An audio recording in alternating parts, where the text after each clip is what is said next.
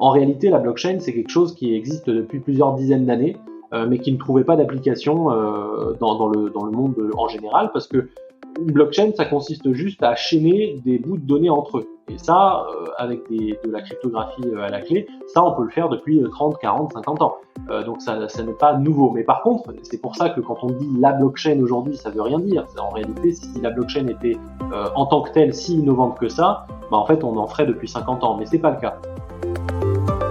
La blockchain, c'est un vieux truc. C'est Alexandre Stashchenko, spécialiste de la blockchain, qui le dit, et c'est vrai qu'il ne mâche pas ses mots en général. Alors pourquoi on en parle autant aujourd'hui de la blockchain ? Et surtout, qu'est-ce que c'est exactement et à quoi ça peut servir ? Alors bien sûr, on pense aux crypto-monnaies, mais on sait que ça peut servir également à autre chose, la blockchain, comme l'affirment aujourd'hui de nombreuses entreprises. Voilà les questions auxquelles nous allons essayer de répondre aujourd'hui dans ce podcast. Dans un instant, vous allez entendre mon invité. Vous allez apprendre pourquoi la blockchain est intimement liée au Bitcoin, pourquoi ce système est tellement sécurisé et pourquoi ce n'est pas aussi polluant qu'on le croit. Je suis Jérôme Colombin, bienvenue dans Monde Numérique du 24 juillet 2021.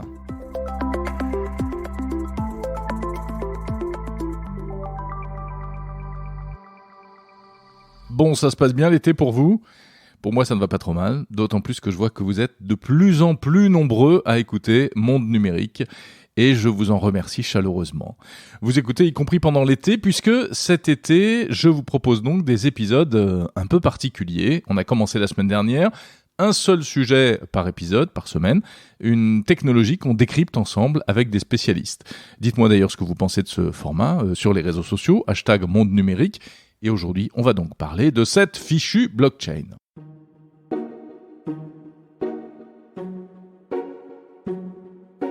Bon alors je ne sais pas vous, mais moi quand on me parle de blockchain, je sors pas mon revolver comme dirait l'autre, mais j'ai tout de suite une petite lumière qui s'allume, une sorte de radar qui me dit attention, gros sujet, mais sujet sensible, terrain glissant.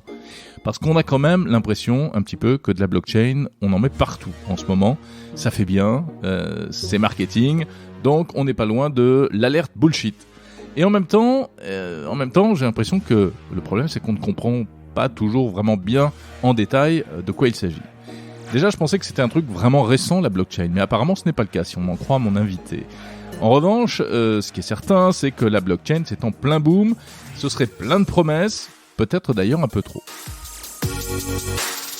Alors, blockchain, chaîne de blocs, un grand registre partagé, infalsifiable, voilà, ça sont les grandes lignes qu'on connaît à peu près aujourd'hui.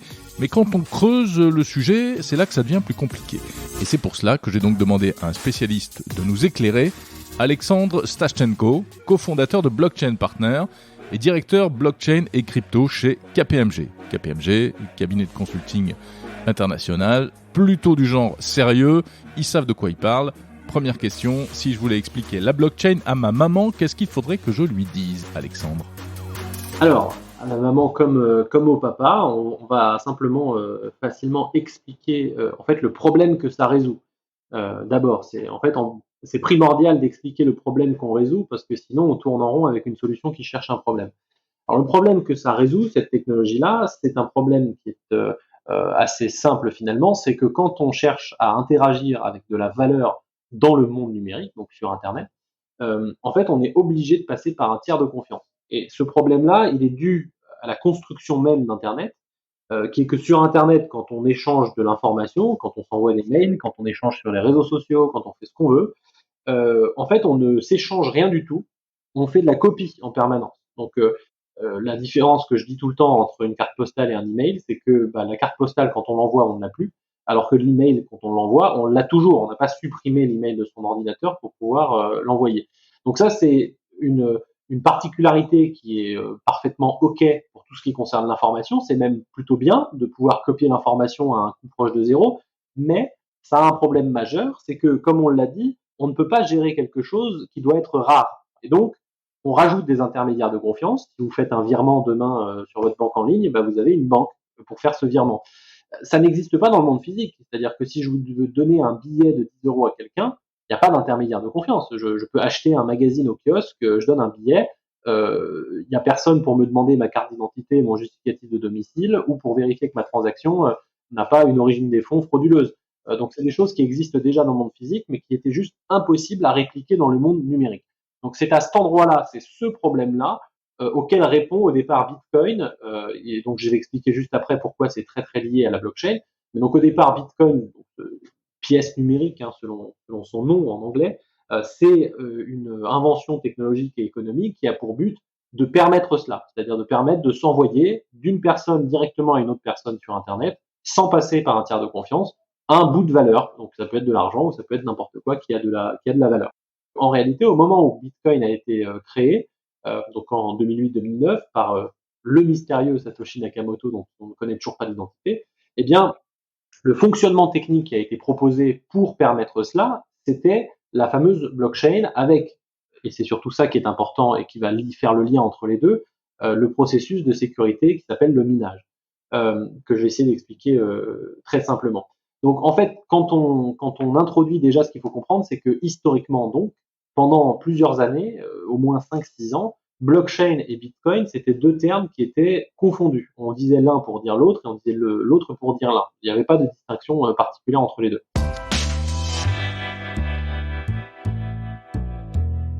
Bon, ben voilà, ça commence plutôt bien en fait. Jusque-là, on comprend. Blockchain et Bitcoin, c'est très lié.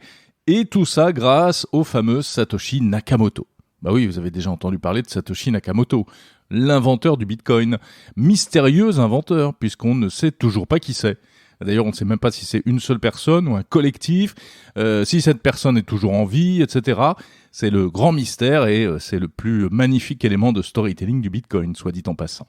En plus, ça colle assez bien avec l'idée du Bitcoin, qui est donc une monnaie alternative, sans tiers de confiance étatique, une sorte de monnaie hippie, en fait. Pas étonnant que tous les geeks de la planète s'en soient emparés.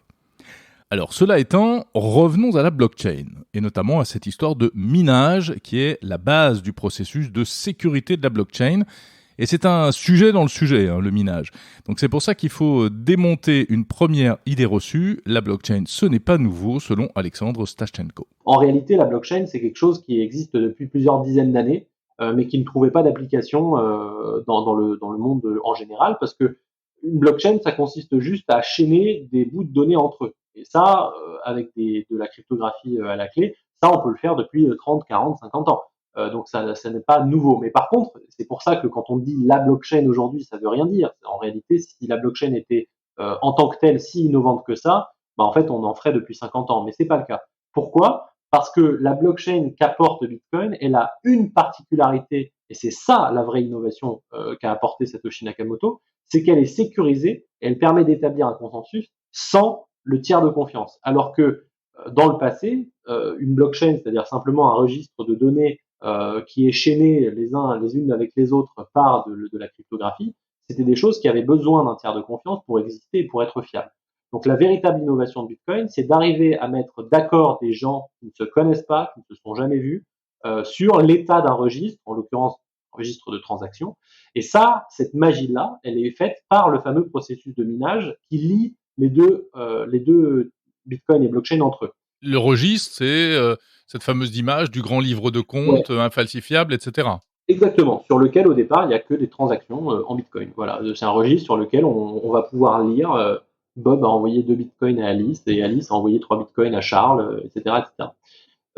Donc pour expliquer le lien entre les deux, je vais devoir expliquer le processus de minage qui est en soi un peu complexe mais que je vais essayer de simplifier. Allons-y. En gros, on est en présence d'une vraie problématique au départ, qui est qu'on doit mettre d'accord des gens pour tenir un registre de faits, mais on ne doit pas passer par un tiers de confiance. Ça, c'est la situation initiale que cherche à résoudre Bitcoin. On le disait tout à l'heure, on ne veut pas passer par une banque ou par un intermédiaire de confiance. Donc, comment mettre d'accord l'ensemble de la planète sur l'état d'un registre, sinon tout le monde pourrait créer de l'argent dans sa propre poche, comment on fait ça sans qu'il y ait de tiers de confiance pour centraliser l'information et mettre tout le monde d'accord? Alors, ce qu'a proposé Satoshi Nakamoto, c'est un système dans lequel il fallait établir donc un consensus qui soit indiscutable. Alors un consensus indiscutable, je vais peut-être faire sourire, mais on peut penser par exemple à un jeu télévisé. Dans Question pour un champion, si quelqu'un appuie sur le buzzer et donne la bonne réponse, a priori, vous n'avez pas le candidat à côté qui se met en révolte et qui dit « Oh, ça se fait pas du tout, non, c'est moi qui avais la bonne réponse, je vous jure ». Bah non, il fait pas ça parce qu'en fait, il y a 4 millions de téléspectateurs qui ont vu la même chose. Il y a un consensus qui s'établit sur le fait qu'il a donné la bonne réponse avant tout le monde, et donc il y a assez peu de contestation possible. Alors, le parallèle est peut-être un peu osé, mais en réalité, c'est plus ou moins ce qui se passe ici, puisque on va prendre de la même façon le même principe, c'est-à-dire un quiz. On va essayer de poser un quiz mondial, et le premier répondant à ce quiz, celui qui a la bonne réponse en premier, il sera capable d'établir un consensus sur au moins un fait, que c'est lui qui a répondu en premier. Le problème, c'est que quand on fait un quiz mondial et qu'on veut être juste, on peut pas faire question pour un champion, parce que si on commence à poser des questions sur la taille de la Tour Eiffel, la personne qui participe en Chine, elle n'est pas à égalité, quoi. Donc, ce qu'a retenu Satoshi Nakamoto, c'est un quiz, mais un quiz mathématique. Parce que ça permet d'être neutre, d'être universel. Peu importe où on est sur la planète et l'heure de la journée, a priori, 1 plus 1, ça fait 2, et tout le monde est d'accord là-dessus. Donc, en proposant un quiz mathématique, avec des bonnes réponses possibles, mais en tout cas des gens qui vont chercher la réponse et une personne qui va la trouver avant les autres, ce que Satoshi Nakamoto a créé, c'est un système qui est capable d'établir un consensus sans qu'il y ait l'intervention d'un tiers pour déterminer qui a raison. Et ça, avant Satoshi, personne n'avait trouvé la solution.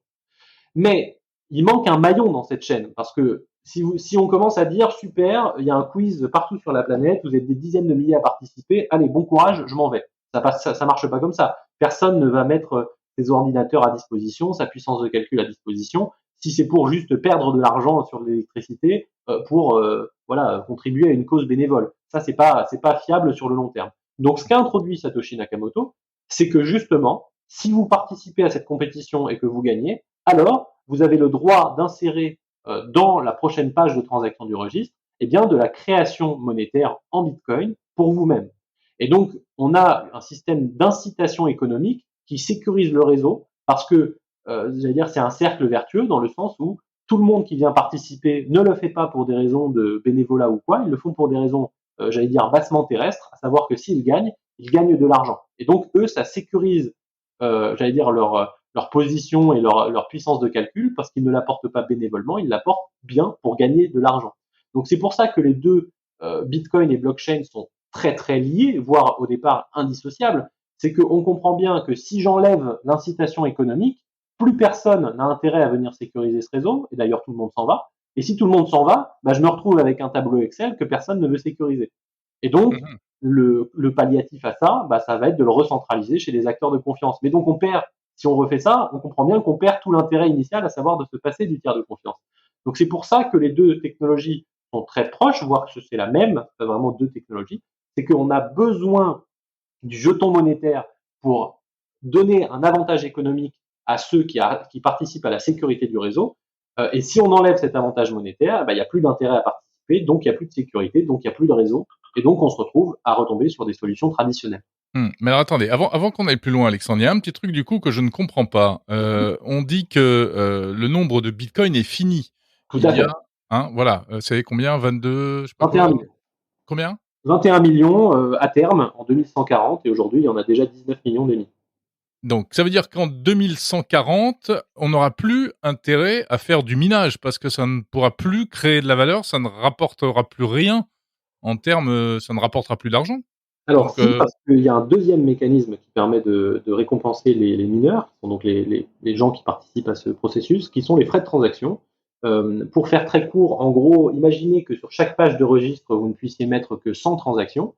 Si jamais, à un moment donné, le réseau est congestionné, qu'il y a 300 personnes qui veulent faire une transaction en même temps, en fait, ça va être au plus offrant. Et donc, on va avoir un marché des frais de transaction qui va se mettre en place, c'est-à-dire que concrètement, les gens vont payer des frais de transaction pour dire aux mineurs, donc qui font le travail de sécurisation, prends ma transaction plutôt que celle du voisin, pour l'ajouter à la page du registre, parce que si tu prends ma transaction, je te file un petit quelque chose.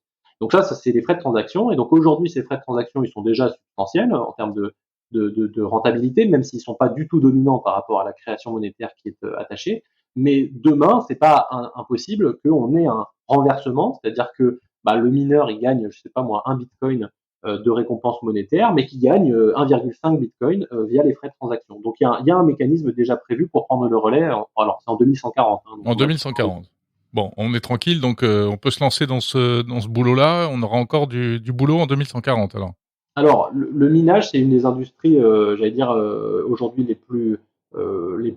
comment dire, les plus fiables. Alors, pas forcément fiables au sens fiabilité économique, mais au sens où le business model est éprouvé. Dans l'industrie du Bitcoin, quand on va être un mineur, bah, c'est très simple. On a des revenus, c'est la vente de Bitcoin. On a des coûts, c'est l'électricité et l'infrastructure. Et voilà. Et après, être business développeur quand on fait du minage, ça consiste toute la journée à aller négocier des tarifs préférentiels de l'électricité, en général avec des sources d'énergie renouvelables, comme ça on Hmm. peut avoir de l'énergie qui n'est pas utilisée. Ah, on parle d'énergie là. Encore un sujet dans le sujet, puisque le Bitcoin a la réputation d'être très polluant, à cause du minage qui consomme beaucoup d'électricité. C'est pour ça d'ailleurs qu'Elon Musk aurait laissé tomber le Bitcoin après s'être jeté dessus, ce qui a contribué à faire chuter le cours d'ailleurs. Mais Alexandre Stashchenko, lui, il dit que le Bitcoin, en fait, eh bien c'est pas si polluant que ça, au contraire, pour des raisons économiques. Quand on comprend ce fonctionnement économique, on comprend très rapidement que c'est une des industries les plus vertes du monde. Et c'est pas pour des raisons de bénévolat, encore une fois, c'est parce que Ah bon, pourquoi? bah alors, quand vous êtes mineur, encore une fois, votre business model, c'est des revenus, très simple. C'est vous gagnez des bitcoins, vous avez une probabilité de gagner des bitcoins toutes les 10 minutes, vous faites votre petit calcul à long terme et vous vous protégez avec des produits financiers pour essayer de lisser votre revenu. Très bien, ça c'est côté revenu. Côté coût, bah vous avez des machines, faut acheter, vous avez de l'infrastructure, un endroit à avoir, mais c'est pas géodépendant. Je veux dire, c'est pas comme l'or. Par exemple, si vous voulez miner de l'or, bah, il faut aller là où il y a l'or. Le minage, on s'en fiche. Encore une fois, que vous fassiez des calculs mathématiques à Hong Kong, à Paris ou en Islande, c'est les mêmes calculs. Donc vous n'avez pas de dépendance géographique. Et donc la principale source de dépense d'un mineur, c'est l'électricité. Donc que va faire n'importe quelle personne sensée lorsqu'elle lance un business du minage? Bah, c'est de passer son temps à aller chercher l'énergie la moins chère. Et l'énergie la moins chère, c'est très très très très très rarement l'énergie carbonée produite pour des centres urbains, transportable, c'est-à-dire de l'énergie qui peut être vendue au plus offrant ailleurs. Non, non, non, c'est pas ça l'énergie la moins chère. L'énergie la moins chère, c'est tu as installé un barrage de capacité 1000 mégawatts, sauf qu'il n'y a pas de réseau de distribution en bas, donc ton barrage il produit toute la journée et il y a personne pour acheter l'énergie. Bah, le mineur, il va aller voir le barrage et il lui dit, eh ben écoute, je t'achète ton énergie en trop, mais je te l'achète pour un tarif extrêmement, extrêmement faible. Et le barrage, en fait, même si c'est brader de l'énergie, bah, c'est mieux que de la perdre, parce qu'aujourd'hui, c'est de l'énergie qu'on appelle fatale, c'est-à-dire de l'énergie qui est là, mais qui sert à rien. Elle est produite, puis au revoir, elle s'en va. Donc, Hmm. c'est l'industrie du minage aujourd'hui, selon les estimations, alors c'est très difficile à estimer, mais on est entre 50 et 75% de renouvelables dans cette industrie-là. Et il n'y a littéralement aucune industrie dans le monde qui se sert autant de renouvelables. Hein. Donc, c'est le côté ça pollue beaucoup, c'est parce qu'il y a une confusion entre gourmand en énergie et d'où est produit l'énergie. Mais encore une fois, il y a un intérêt économique rationnel pour les mineurs d'aller chercher l'énergie la moins chère, donc l'énergie intermittente qui ne trouve pas d'acheteur.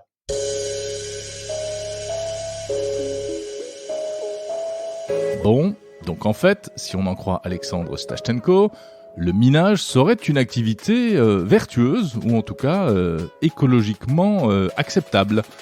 Bon, ok. Mais alors, je pense que ça concerne surtout ce qu'on appelle les fermes de minage, c'est-à-dire les installations quasi industrielles qui font du minage de Bitcoin. Et c'est vrai que certaines, au Canada ou en France, se débrouillent pour avoir de l'électricité hydraulique pas chère, quitte même à développer leurs propres installations. Mais il y a quand même aussi des fermes de minage qui font appel à de l'électricité beaucoup plus polluante, à base de pétrole, notamment, il y a eu plusieurs cas aux États-Unis qui ont un peu fait scandale. En Chine, où il y a énormément de fermes de minage, on le sait, ça aurait encouragé et permis de financer des installations électriques hydrauliques, donc de l'énergie propre.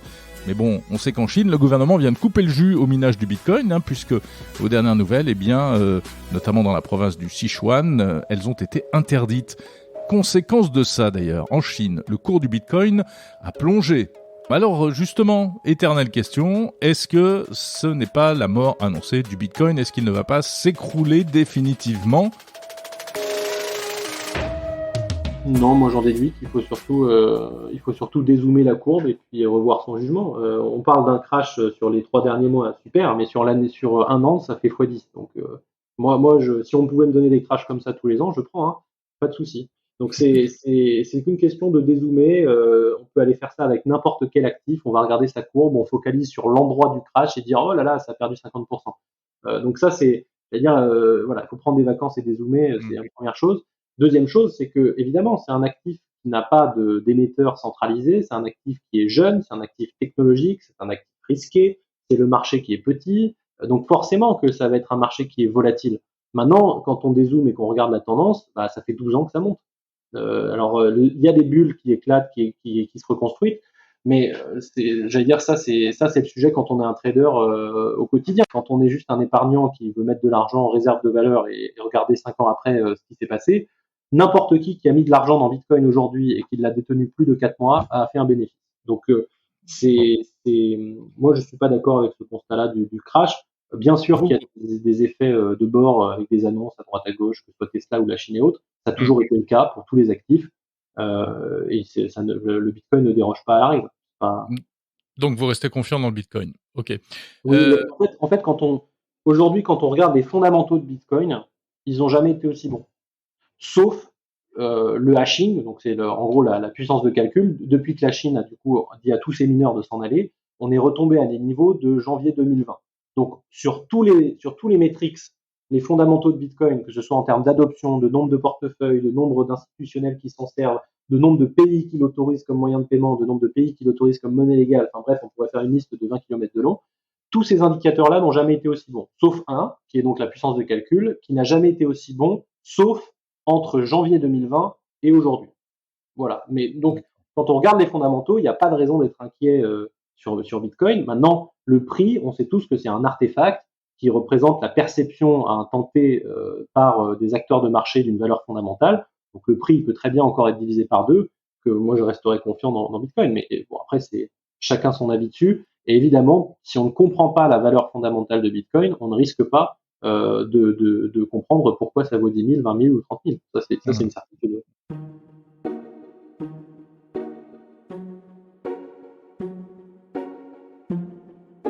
Donc le Bitcoin ne serait pas mort, selon notre invité. Eh bien écoutez, ça réjouira ceux qui en possèdent. Attention, si vous achetez du Bitcoin, évidemment, ne faites pas ça sur n'importe quelle plateforme. Il y a eu beaucoup d'arnaques ces derniers temps. Bon, si nous revenions à notre sujet de départ, la blockchain. On voit bien qu'il est quasiment impossible de parler de blockchain sans parler de Bitcoin. Et pourtant, eh bien aujourd'hui, on évoque de plus en plus souvent les blockchains pour faire autre chose que des crypto-monnaies. On voit fleurir des projets dans le luxe, dans l'alimentaire, dans l'énergie, la blockchain au service notamment de la traçabilité pour authentifier les déplacements, etc. Alors cette blockchain-là, comment ça marche ? Et même, est-ce que c'est vraiment sérieux ? Ou est-ce que c'est simplement marketing ? Est-ce qu'on n'est pas dans ce qu'on pourrait appeler du blockchain washing ? C'est en très grande partie du blockchain washing, ça c'est une certitude. Maintenant, tout n'est pas à jeter parce qu'il y a des cas d'usage qui ne sont pas monétaires. Maintenant, en gros, on a compris de l'explication que j'ai faite que moi, ce que j'essayais d'expliquer, c'est que la sécurité et la plus-value d'utiliser une technologie blockchain, c'était bien d'avoir une sécurité qui ne dépende pas d'un tiers de confiance pour pouvoir précisément bien faire des opérations sans le tiers de confiance. Sinon, on peut passer par des solutions traditionnelles.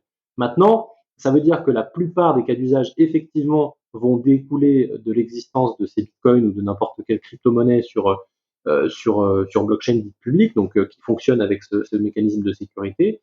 Mais ça ne veut pas dire que c'est le seul cas d'usage. Par exemple, on peut se servir de la blockchain Bitcoin ou de la blockchain Ethereum, ou en tout cas d'une blockchain publique, pour certifier des documents.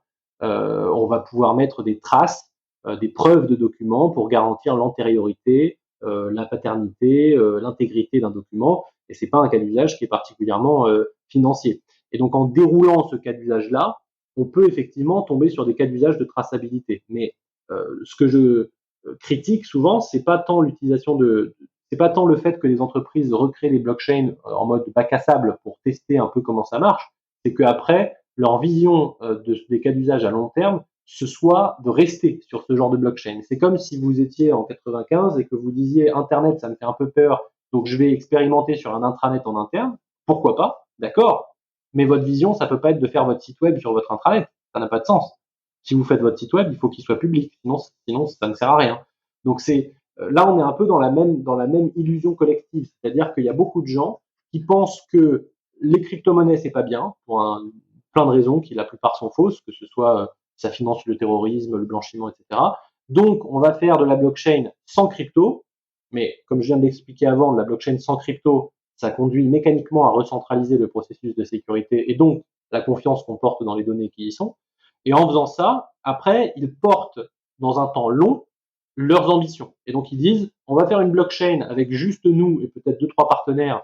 Ça, sur le papier, c'est beau, mais ça arrive assez rarement que les partenaires se mettent d'accord pour partager de l'information entre eux. Mais bon, supposons qu'ils arrivent à le faire.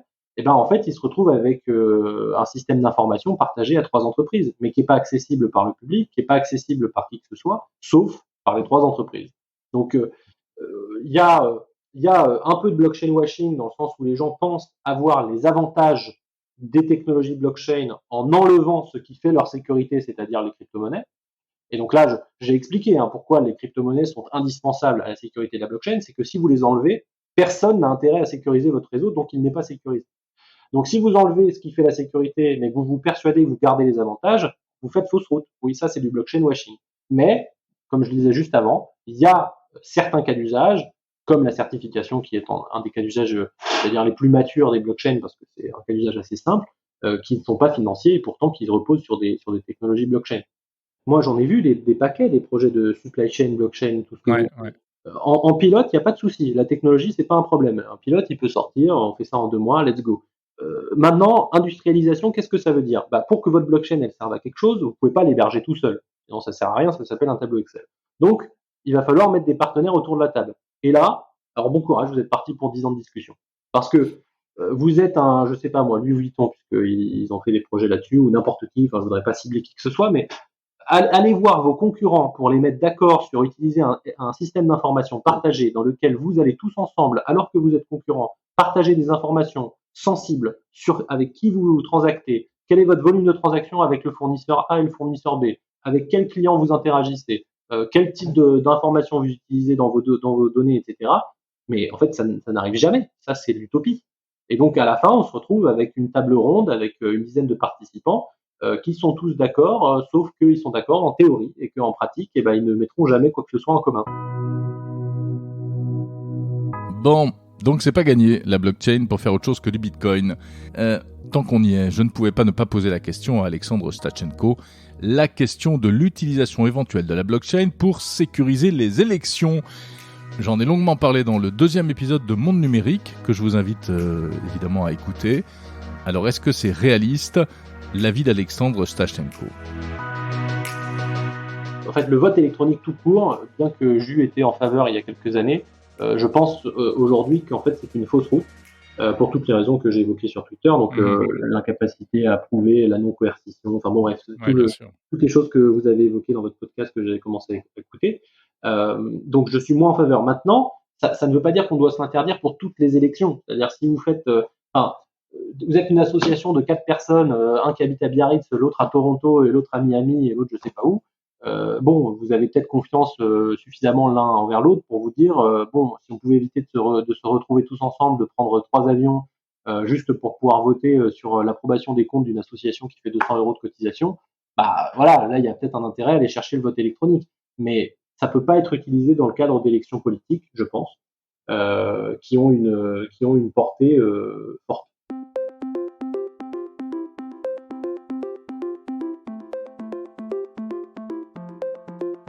Eh bien voilà ce que l'on peut dire sur la blockchain. J'espère que cela vous aura éclairé. Il y aurait bien sûr encore plein de choses à ajouter. Je remercie chaleureusement Alexandre Stachenko pour ses explications de grande qualité. Et si vous n'avez pas tout capté d'ailleurs, n'hésitez pas à réécouter certains passages. C'est évidemment l'avantage du podcast. C'est la fin de ce 6e épisode de Monde Numérique. N'hésitez pas à me dire ce que vous avez pensé de ce podcast sur les réseaux sociaux, #Monde Numérique. Sur les plateformes d'écoute également, vous pouvez noter, mais également poster un commentaire. C'est très utile pour les autres utilisateurs. La semaine prochaine, toujours pour occuper votre été, on parlera de chiffrement de bout en bout. Oui, dit comme ça peut faire peur, mais en fait c'est super intéressant et ça nous concerne tous. Et en plus, ça pose pas mal de questions, notamment de souveraineté numérique. Voilà, merci d'avoir écouté. Si vous êtes en congé, très bonnes vacances. Si vous êtes au boulot, bon travail. Portez-vous bien. À samedi prochain.